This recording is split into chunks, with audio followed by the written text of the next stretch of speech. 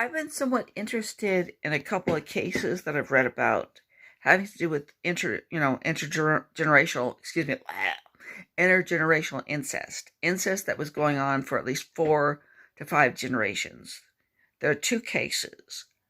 One in Nova Scotia was that of the Goler family, and the other in Australia. We don't know what the actual name of the family is because they've been given um, fake names by the court to protect the children, so people won't know that these are the children of this family, and they're called officially the Colt family. Of course, they're not. That's not their real name.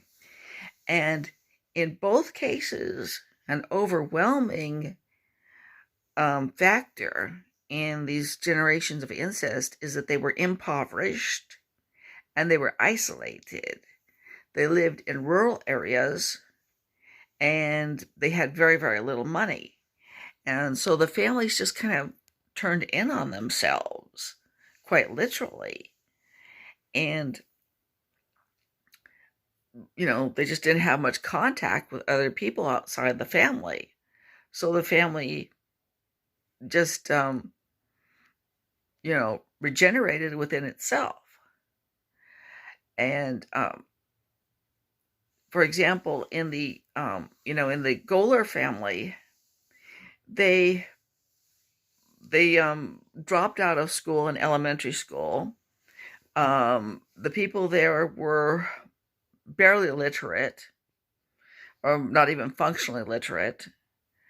One of them, when he was charged with incest, asked if that was the same thing as insect. They worked as laborers to some degree, and they also just kind of got their own food by, just gathering berries and things like that. And I think doing a little fishing, okay? In the Australian Colt family, they also lived in rural areas. And they moved into this place, which is often referred to as a farm, but there was no farming. It was just a bush camp. And oddly enough, they had no access to running water. They did not even have an outhouse. They basically urinated and defecated either behind bushes around there or in buckets.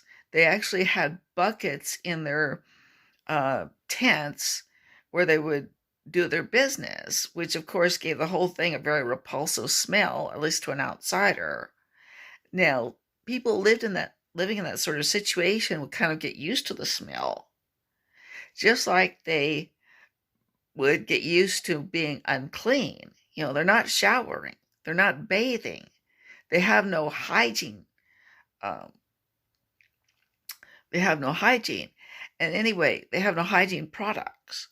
Okay, but I do think it is interesting that when you have a generation after generation after generation of incest, that poverty and isolation play major roles here. And I also think that affects how the court has to look at this, because I do think you have to show mercy to adults who are raised in this type of situation, and particularly when they are uneducated and borderline mentally challenged, like several of them are. Hope you enjoyed hearing that, and will subscribe to my channel.